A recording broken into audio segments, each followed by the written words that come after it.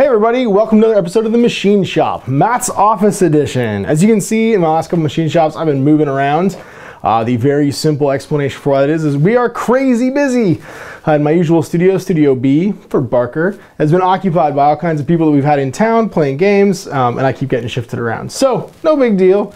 Yeah, today I thought it'd be fun to do a sit and talk in the sit and talk spot, because this is really the only spot that was available. We're literally moving everything we can to make more studios, to basically up the capacity of videos that we do. So it's a good problem to have, being super busy and getting moved around. So this is my Matt's Office edition of the Machine Shop. So if you haven't seen my show before, it is a show about war games and war gamers. We usually pick a topic, I expand on it, maybe evangelize about it a little bit, and end up usually with some kind of an editorial, an opinion or something.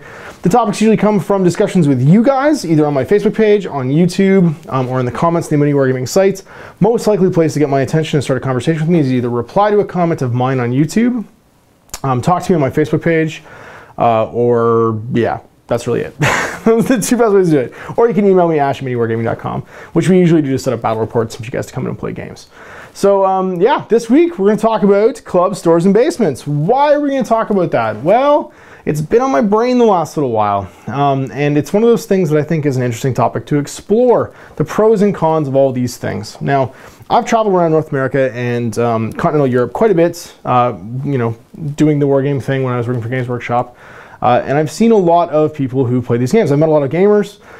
And one of the things I've noticed is that there can be regional differences between how people play a game. There can be regional similarities between how people play a game. And there's also trends. And one of the big trends that I've seen is that I think people that fall into these different gaming groups, primarily the ones that play in stores and the ones that play in basements, don't tend to cross paths a lot. And so they both think that that's how the game is played. The term friendly local gaming store is a big one, and the idea that people play only in their local gaming store is one that I've noticed is very, very common in densely populated and urban areas. Now, why is that? Well, if you're living in a densely populated urban area, you don't tend to have a lot of space to do that stuff for yourself. If you're living in a condo or an apartment or in, I don't know, some type of small townhouse or something like that when you're in the big city, you don't necessarily have a basement to game in. So you don't go over and play games at your buddy's house. You probably congregate at the local gaming store and you play on their tables.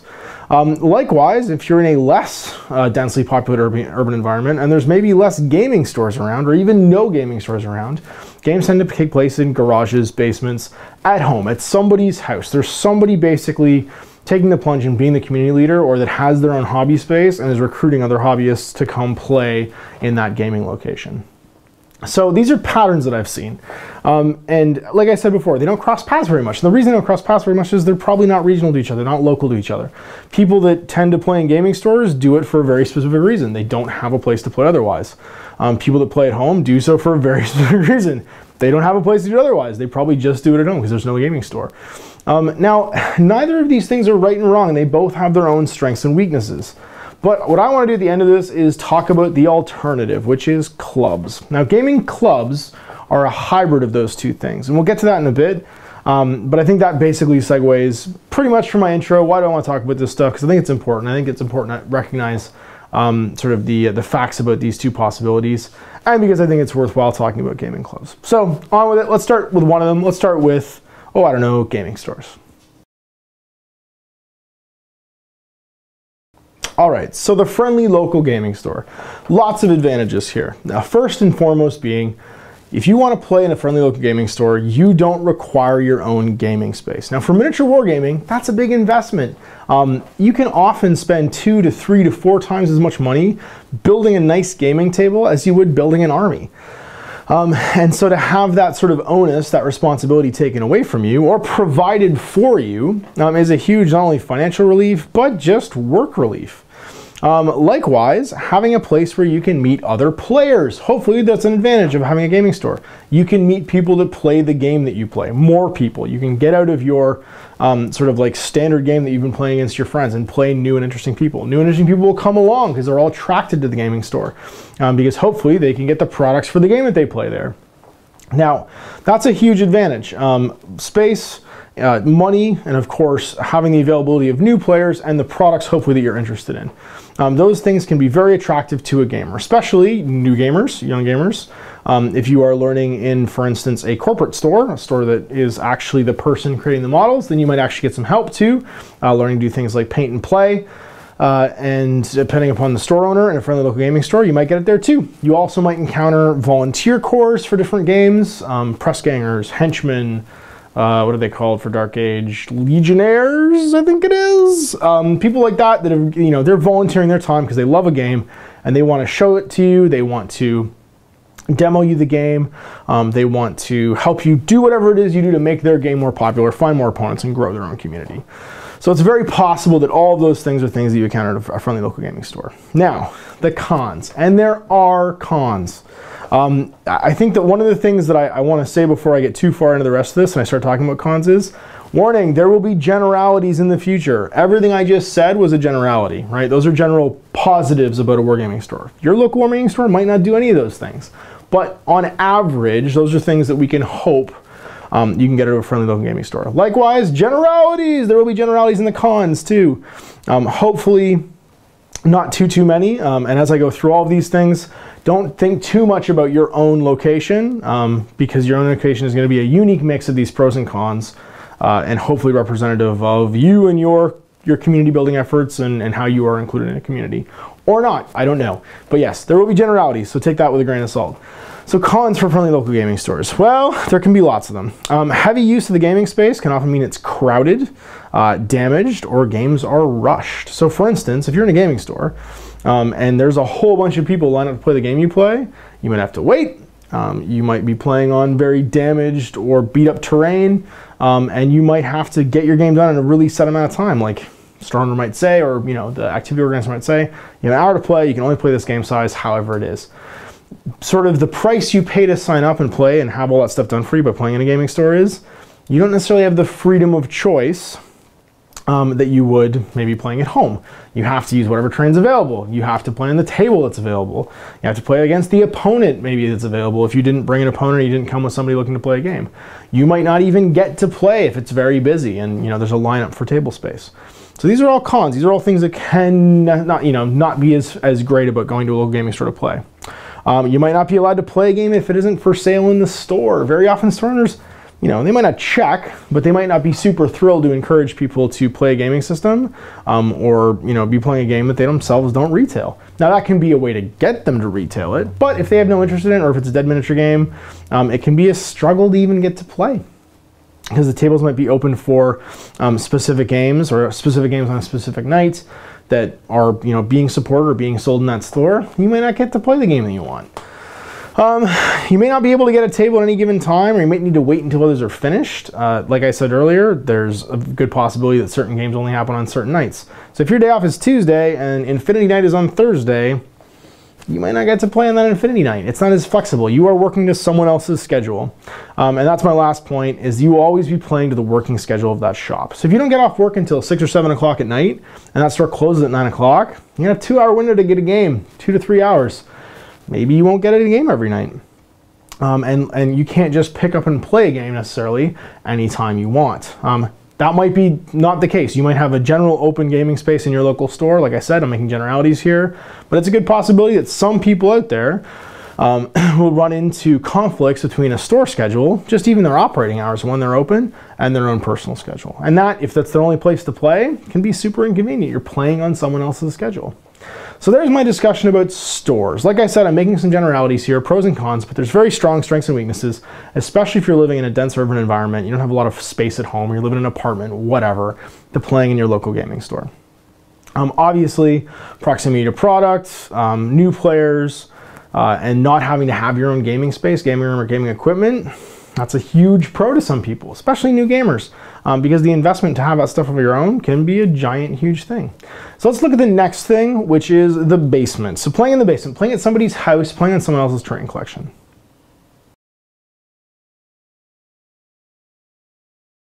So once again, I am speaking in generalities here. This is not necessarily going to be true of everybody's basement meta, of everybody's, you know, buddy's gaming room they get to go over and play games in. But let's go on. So long as the person's hosting it is free and they have free time, games can be played as long as people want. You're usually playing in smaller groups too, which means that you're not waiting for a game because it's usually just you and a buddy playing in their basement. When I say basement gaming group, I mean 2 to 3 people. Someone who owns that space, it's their space at home and their collection of stuff, and the couple of friends that guy games with. So again, because of that, terrain's likely to be lightly used, and by a small group. It's not necessarily going to be damaged, and there's no need to like wait to play a game. There's not going to be necessarily a lineup to play a game unless a couple people come over to play a game at the same time. Provided it's a big basement or big, dedicated gaming room or whatever, models can be stored all in one place. Dedicated gaming space can also have games left in progress. So if you've got a super long game that you're, sort of like midway through playing, and it's your buddy's house and it's a dedicated gaming room, provided the cats don't knock it over, you can close the door. You can probably just walk away from it and come back to it later on. I remember playing a Risk game that went on for weeks because of that. And likely, it's a relaxed environment, it's comfortable, and you can play with people who are your close friends. So more likely than not, when you're playing in a basement meta with a basement gaming group, you're playing with your buddies. You're not playing strangers, you're playing people you know outside of even wargaming, and you guys are enjoying a wargame together. So it's a close, comfortable environment, and it tends to be very small. It's insular. It's 2 or 3 people probably, at the most playing in one space. So now the cons, and here's a big one. Once again, I said this is a generality. But if it's a basement meta, it's usually one guy's house. It's dependent, this gaming group is dependent on a single person. If they lose interest, move on, move away, it can mean there's no longer a place to play. And that can end the hobby for some people. If you play in somebody's basement, nobody else has a gaming table or a gaming space, and either has no money, no interest to do one, then if that guy either leaves the hobby or just uproots and moves away, what happens? Who do you play with? Where do you play? You don't, or you have to start all over and do it again. Someone else has to pick up that torch and be sort of like the standard bearer for that gaming group, and be the host basically for all of those games. Small groups of opponents can become insular or unbalanced with new play styles or games being introduced, so you get a fishbowl mentality. A lot of people that I find tend to have really strong, passionate opinions about army skew. They only play one army, and their friend only plays one army, and they mostly play each other. And not playing a variety of opponents and a variety of armies in wargaming can tend to give you really strong opinions about the power scale or the balance or whatever, because you're literally running into the same thing over and over again. You're experiencing no kind of variety. If you've got a bad matchup and your opponent's army is your bad matchup and he's the guy you play all the time, and you never play any of the other 16 possible matchups, all you can think is, well, this game's broken. Forget it. I don't want to play this game anymore. It'd be like playing Street Fighter and only ever playing Dan against, I don't know, what's a good Street Fighter character? Ryu. Like, you're playing Ryu against less good Ryu. For video game nerds, that's a pretty good joke. But yeah, Dan's like universally agreed to be the worst version of Ryu. And if you never play, I mean, Dan's not great, but if you never play any of the other Street Fighter characters, of which there are like dozens now, you would think that it was the most broken game on earth because you always play Dan and the other guy always plays Ryu. And you're never going to feel good about that game. So having a very small insular group of opponents can lead to really strong beliefs and opinions about a game. And you're not necessarily going to be challenged from outside, because if you don't, unless you have a friend who's already part of sort of like your social group that picks up wargaming, people aren't just going to wander over to somebody's house to play a game. That can sometimes happen. Again, generalities, right? You can meet people through the internet wargaming. You find new wargamers in your area and you might invite them over to play a game. But you're not necessarily just going to have walk-in people that play a game that are going to challenge you and bring in new blood from outside. And a lot like the problems with the gaming store, the host has to be there. So if that guy goes on vacation, if he's away, you might not get your weekly game of War Machine or whatever. If he's, traveling for work for 6 months, then again, you might not get your game. So you're very dependent upon that one person's schedule. Now, it's not necessarily as restrictive a schedule as a store is, because that guy's already at home. So if he's hosting, you can probably play as long as you want until that guy gets tired. It's not like the store owner who's like, yeah, it's 9 o'clock, see ya, get ready, get out, I'm going home. He wants to get out of there and go home.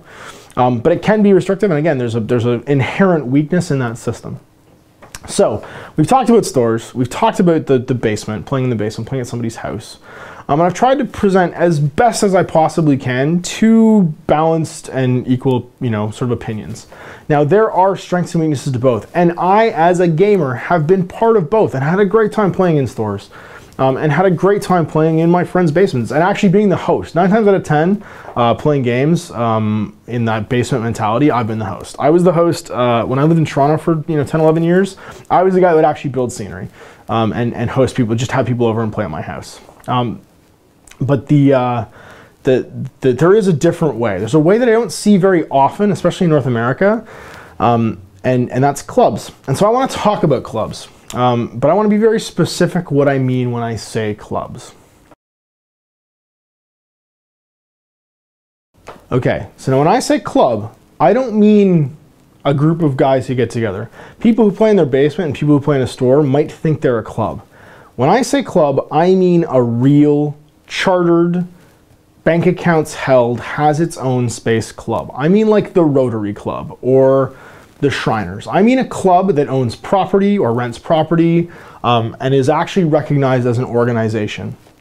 And that's a serious thing. We're talking Sam Crow, join my biker club, you know, patch wearing kind of club here. Not just we are a group of guys who all have a common interest and call ourselves an after-school club. Although after-school clubs are actually fairly organized, and I would not knock them. They're as close to what I'm talking about as you can be without actually going out and forming your own serious club. So yeah, so let's be really super clear what I'm talking about when I say club. I mean there's a bank account in the club's name. There's a president, there's a charter, there's a treasurer that handles all the money, and there's paid dues for people to be a part of it. Think of it like joining a gym. You're joining a gym membership, you pay your whatever X dollars a month to have access to a shared space where everybody gets together and participates in an interest. People who are really serious and are part of a club like that understand what I'm saying intrinsically, but I think that wargamers in general don't necessarily appreciate what I'm saying when I say club here. I mean something that requires some risk and investment on the parts of the individuals who get together to make it happen. Now, is this for everybody? No, absolutely not. It requires a really dedicated, serious, professional core of people to put together a real, actual club. And to do so requires some risk for some people. You got to put some money up front. But I think there's huge benefits in doing it. And let's go through the pros and cons that I see of forming a real wargaming club. So the pros. If it's operated in an independent location, it can share all the advantages of both a store and a basement, but with the organization, it can often be left open late and by any member. So if everyone's a key holder, right, and has a stake in the club, you can come and go at will, just like a gym membership. If you've got like a key fob for your gym and it's open 24 hours and you can just scan yourself in, scan yourself out, you have access to that club and all of its materials and advantages at any given time. Depending on the club's size and contributions of the participants, it can readily have fresh terrain, clean storage areas, and a comfortable space. And that all comes down to one thing: size of the club and how much the dues are. Really, that's all about budgeting. That's all the job of the president and the treasurer and the key holders to keep it going. It controls new blood, but it also encourages it. You can have day pass options in your charter for members to introduce new friends to the club and have them try it out. So for instance, if somebody is part of your club and they meet somebody they think is an awesome candidate to be a club member down at the store, they can invite them over to come check out the terrain, show them what it's like. That guy can pony up, $5, $10 that goes into the club kitty, and that helps pay for all the club bills. And that guy can come in and play for a day. He can play all day long, however it goes. I mean, this is just me speculating here. However that day pass would work. But it encourages recruitment. Clubs are stronger the more members they have, because a club runs off of the contributions of its members, right? The donation and dues of the actual people who are members of the club are the things that pay for, like the lease on a space, and buying new terrain for the space, and buying snacks, and running the power, and paying for the water, and if there's a bathroom, you know what I mean? Paying for all that stuff, all the utilities to be hooked up. So like I said, it can basically have all of the advantages of both the club and the basement, right? So it's not necessarily being used by tons and tons of people. It's being used by people you know, because they're all club members. You've vetted everybody and they're all paying to be there. And it can have a variety, a spaciousness, and a space where there's lots of access. It's open whenever people want it to be open, and its use is not controlled or in one person sort of like how can I put it, purview, right? So it's not like a shop where it closes, and it's not like a guy's house where you're all relying on him to be home and him to be there for you to be able to play. Now there's cons though, and most of the cons are going to sound pretty scary to people thinking that they want to organize a club. It needs a core of dedicated, smart, and organized people to assemble it properly. You know, bank account, like I said, you know, lessee to be held by that either club or by an individual. Keys cut and a schedule made. Needs a club president, treasurer, key holders, and charters as a key position. It needs an actual proper charter and rules. So this is a serious thing to look out for everyone in the club itself. These need to be enforced. There needs to be, you know, either a democratic system of voting, however you want to do it, for people to be introduced to the club in the first place and join. And you might have to kick somebody out. Like, that's a real possibility. There's going to come a time where someone doesn't pay his dues, he needs to have his key revoked or picked up or whatever it is, and he's no longer part of the club. He's out of the club. And that's a real possibility. So when you sit down and write a club charter, you kind of have to account for all the bad stuff. It's like starting a business. And it requires financial contribution. Good things ain't free and free things ain't good, is a really powerful saying that I believe in. And that means that the club's going to cost. And initially, the small core group of people that want to start the club, it might cost them a whole bunch of money. If you find yourself a good studio space for, I don't know, let's say $1,000 a month. So you find yourself a good studio space, water, power, all in, you know, it's like 600-800 square feet. It's $1,000 a month. Let's say you have all your terrain, you've got cabinets, you've got everything you want, couches, mini fridge, all that stuff already. You know, people can all contribute to that. Someone's got to put up that first and last. That's $2,000. And let's say you only know 10 people who want to be members of this club, 10 people that are going to be the main key holders. That guy's got to put up $100 a month right now to keep that place open. So imagine a gym membership that costs you $100 a month. That's more than some people's car insurance to just be a part of a gaming club. Now, the more people are involved, the less that suddenly becomes. You have 20 people in your club, it's $50 a month. You have 30 people, right? It goes down by a third now. It's $30 a month, 33 something a month. You have 40 people, you're looking at $25 a month. Now that, who here who plays in a small cramped gaming store right now would not love to have a nice spacious, well-lit place, 20 or 30 different opponents possibly, even organized in different gaming nights. So they all get together based on their common interest of game, and pay $25 a month to play whenever they want in a nice gaming space. Well, I think that sounds reasonable, but the initial risk, the financial risk, is a real thing, and it can cost somebody a great deal of money to get it started. So there it is. Those are the cons. And now I think I'm just going to editorialize. I think clubs are good for stores and good for basements too. Some people might make the argument that if you were to start a gaming club, that it could depersonalize or makes too serious, like a fun hobby that takes place in your basement. You're right, but once you start throwing money around, it becomes a serious thing. Egos can get involved, it can go sour and it can go south. Like I said, it requires a good, common sense, professional group of people that need to be at the core of that club to really make it work. It needs grown-ups. Grown-ups need to be the ones running the club. That's how it works. It needs some kind of democracy, some kind of democratic system. The club, I mean, it can be run as an autocracy, but I think that people who are part of the club need a say as to when and how things happen. It needs to have regular meetings, at least 3-4 times a year, where the club charter is taught to people and reviewed, and we make sure that it's all for the good of everyone.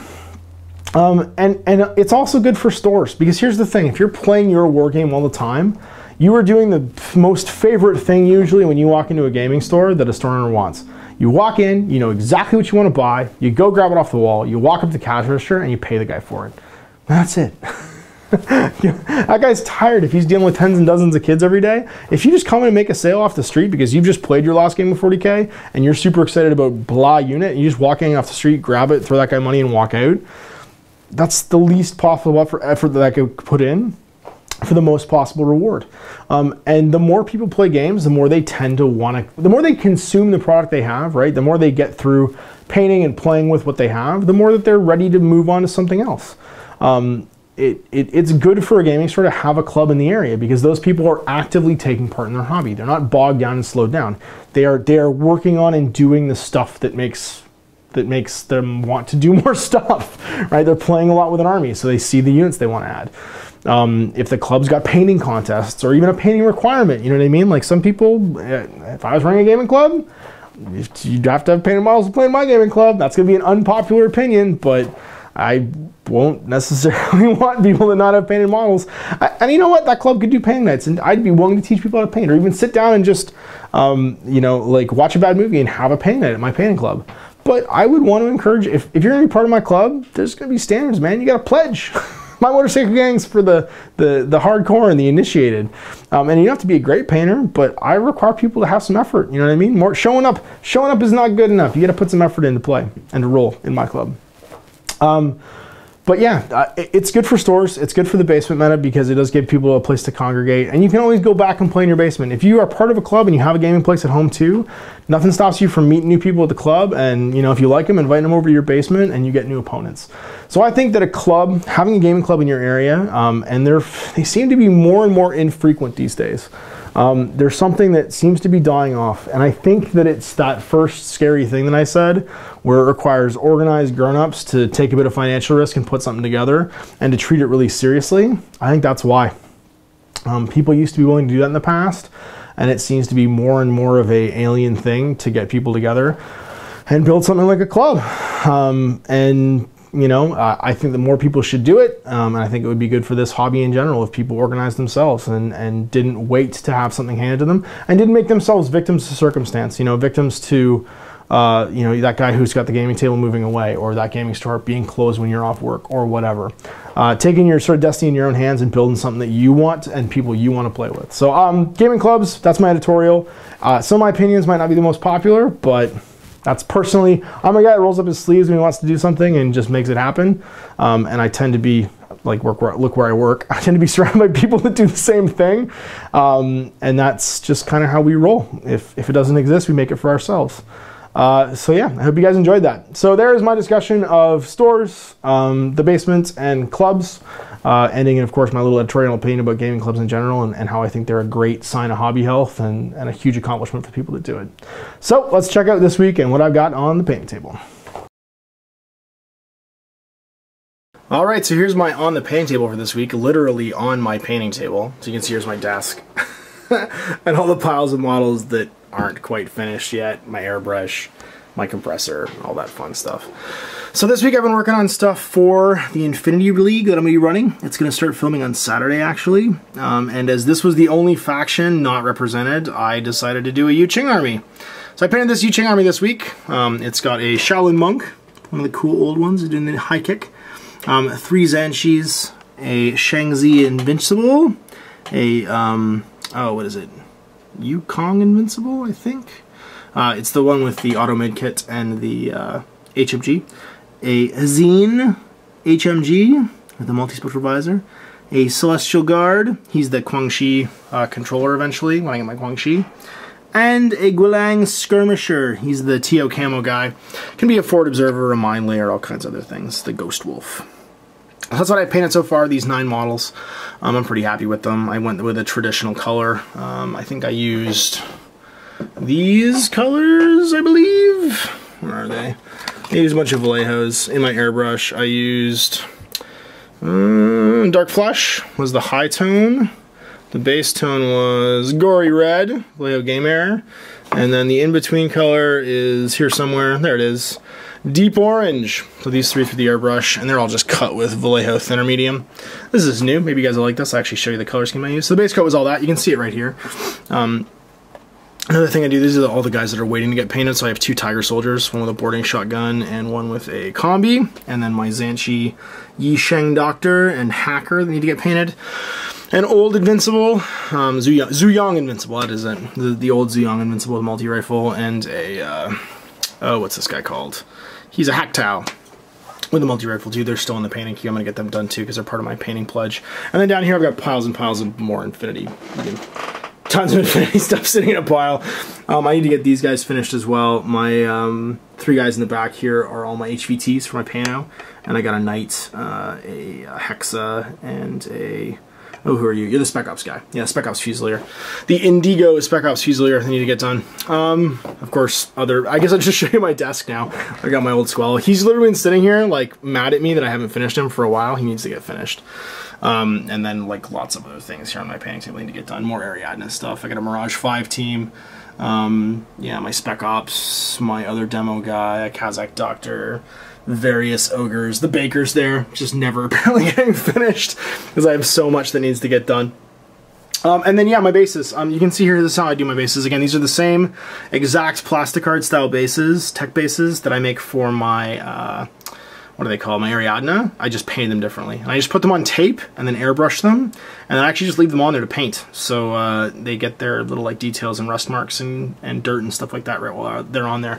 So these 6 right here are for the 6 remaining dudes, and I just paint them all separately. Then I mount guys on corks while I paint them. It's super easy for airbrushing. You can see, you get the airbrushing, and this guy's just base coated, or she is just base coated. I clip them off and I pin them to the bases afterwards. If you haven't made yourself a cork box, I know it sounds stupid, but it is the best way to not have these fall over while you're painting them. It's just something to stick them in. I'm sure someone has a better idea than this, but I just used an old box my Infinity Miniatures came in and cut some holes in it, and then taped it closed. So there it is, there's my on the painting table for this week. I hope you guys enjoyed it. All right, well, thanks for watching, guys. My sit and talk edition of the machine shop here in Matt's office as I get bounced around from spot to spot because I didn't have a studio filming today. We will be back in for more machine shop next week. Once again, if you want to spark my idea for a topic, you want to talk to me about my opinions on clubs, or just tell me about your club or your stuff in general, because I'd love to hear about it if you do have a gaming club that's as organized and dedicated as I described. Or if you just want to yell at me or tell me I'm dumb, feel free to do so in the comments. You can either reply to my comment on YouTube, it's the best way for me to see it, or hit me up on my Facebook page, which is facebook.com/outofthebasement into the streets. And that will hopefully set my brain working for next week's machine shop. I'll be back then to ramble on about another topic that you guys give me inspiration for. Thanks again for watching. Thanks again for all you guys are Vault members. And we'll see you next time for more machine shop. Till then, happy wargaming.